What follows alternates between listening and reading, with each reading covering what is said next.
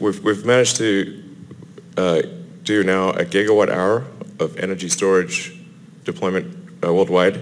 This is all the way through from the reign of Ramses II of Egypt through today, which I think is a very impressive period of time. And in less than a year from now, we will do another gigawatt. So it's a pretty massive, yeah.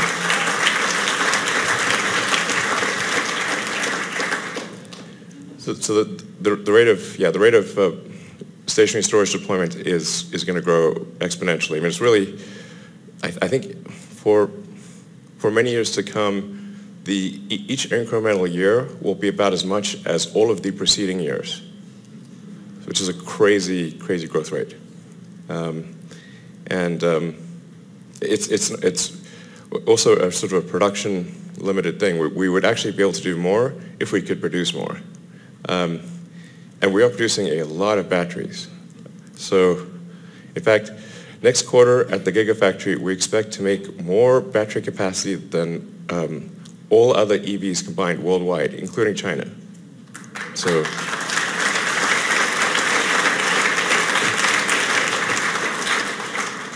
I mean, this is a really crazy amount of batteries. This one factory will make more than all the other factories on Earth. I think really deserving the Gigafactory sort of title. We have our first, we actually have a bunch of non-Tesla employee solar roof customers, and the response has been very positive. That whole roof is solar, and it just looks normal. In fact, it looks better than the roof that was there. So I have it on a house that I bought the little house across the road that used to be owned by Gene Wilder. It's sort of like a Willy Wonka house, and I was like trying to figure out how to have that go solar without kind of ruining the Gene Wilder aesthetic, which is I really like actually. So, but I was able to put these on Gene Wilder's old house, and it still looks like it still has the same character, which is great. We're spending a lot of time just validating the solar roof because they need to last at least 30 years, ideally longer, and there's only so much accelerated life testing that you can do on a roof.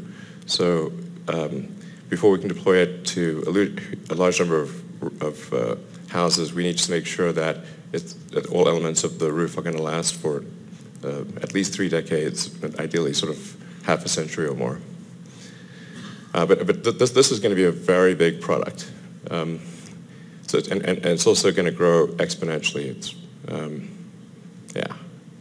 And I think you kind of want to have a thing where if you look around the neighborhood, adding solar actually made improved the aesthetics and feel of a neighborhood. I think that's a really big deal. So JV, do you want to talk about the battery cost stuff? Sure. So, it's difficult for us to talk about specific cost numbers. That's always a difficult topic, but we're still very confident that we have the best price and performance of anything out there in the world. If there's something better, I don't know about it, and we've looked as hard as we possibly can. And we try and talk to every single battery startup, every lab, every large manufacturer. We get quotes from them. We test cells from them. So if there's something better, we're all ears. We'd love to find it, but we haven't found it yet. So generally, we're still pretty confident about that same direction. Yeah, I mean, we think at the cell level, probably we can do better than $100 per kilowatt hour, maybe later this year, depending upon on commodity prices. If commodity prices are roughly where they are today, then we'll probably do better than $100 kilowatt hour at the cell level. And then with further improvements to the cell chemistry and the production process and more vertical integration on the cell side, for example, integrating the production of cathode and anode materials at the Gigafactory, and then an improved design of the module and pack, we think long term we can get below $100 kilowatt hour at the pack level, which is really the key figure of merit for a car. But long term meaning definitely less than 2 years. That's Tesla long term. So, anything? I mean, yeah. Yeah, we think we've come up with some pretty cool breakthroughs on this front, on the energy density and cost of the battery pack, and yeah, I think it's going to be pretty great as far as I can see. Yeah. So, yeah. Do you want to talk about cells? Yeah, we've talked about this a few times, but Tesla will absolutely recycle, and we do recycle all of our spent cells, modules, and battery packs. So, you know, the discussion about, you know, this waste is sort of ending up in landfills is not correct. You know, we would not do that. These are valuable materials. In addition to, it's just the right thing to do. So we have current partner companies on every major continent where we have, you know, cars operating that we work with to do this today. And in addition, we're developing internally more, you know, processes. We're doing R&D on how we can, you know, improve this recycling process to get more of the active materials back. And ultimately, what we want is a closed loop right at the gigafactories that reuses the same recycled materials. You know, this isn't impossible. We see a pathway to do it, but you know, that's where we're headed with this. And you know, today, we're on the way to do that. It's definitely something that'll be a huge benefit in the long term to cost, as we're able to reprocess more materials instead of actually having to mine new materials. I think he's also asking about like networking power walls together. Oh, okay. And for like a virtual power plant, if that's kind of what you also were alluding to, you know, we do have a really cool project in Australia where we're actually networking together up to 50,000 individual homes with power walls. So each one of those homes has its own battery. It can still serve as like a, you know, backup power source if the utility totally goes out, if there's a storm. But when things are working normally, all those houses can talk together, and then we can talk to the utility and treat them as sort of one big distributed power plant. So that's a really cool project that has benefits across the whole grid for the homeowners, for a lot of people. And you know, we're building that out right now, and we'll probably be expanding that same model. We have a small demo in the US, and we'll be expanding it worldwide. Yeah.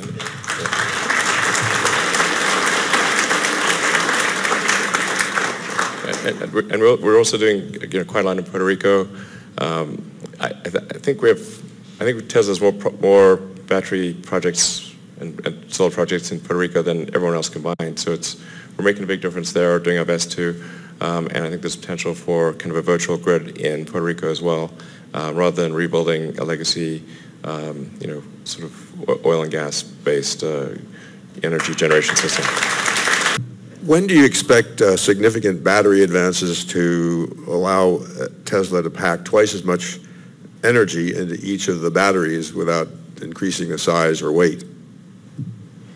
Twice as much is tricky, but we can certainly see a path to about a 30% improvement, maybe a 40% improvement in energy in the same size battery pack.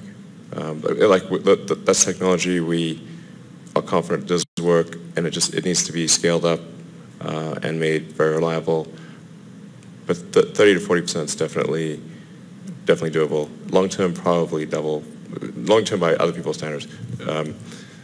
From a Tesla standpoint, we think probably 2 to 3 years to get to about a 30% improvement in volumetric energy density, and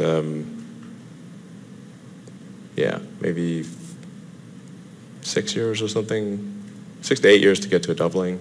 It's highly dependent on making lithium, for that really big jump, a lithium anode is the key.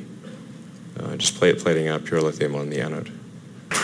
Sorry, and one last one, which is the Tesla's energy storage business is still running double-digit gross margins negative, it looks like, even though you've managed to deliver a lot more megawatt hours. Can you talk about the pathway to getting a profit out of that business, please? Yeah, well, do you want to talk about that? Sure. Yeah, definitely we expect our storage business to turn significantly positive, and our goal is to have the same level of gross margin as the automotive business. And as our volume scale and as we have more power walls out there, and our manufacturing efficiencies come in, we definitely expect that you'll see a big change and a positive trend in that every quarter into 2019. Yeah, we're aiming for essentially about the same gross margin level as in the cars, which is sort of a 20 to 30% gross margin for all of the energy products. It's necessarily during as you ramp up production, it ends up being it's negative just as it was for Model 3 and Model S and X, but probably later this year or certainly early next, we should be in the 20 to 30% gross margin level for energy storage.